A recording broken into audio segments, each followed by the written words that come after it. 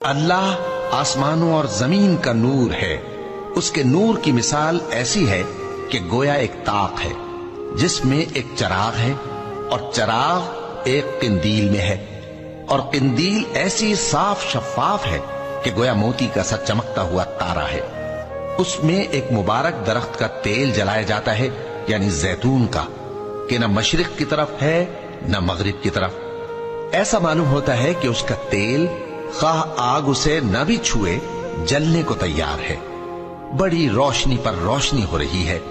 اللہ اپنے نور سے جس کو چاہتا ہے سیدھی راہ دکھاتا ہے، اور اللہ جو مثالیں بیان فرماتا ہے تو لوگوں کے سمجھانے کے لیے، اور اللہ ہر چیز سے واقف ہے۔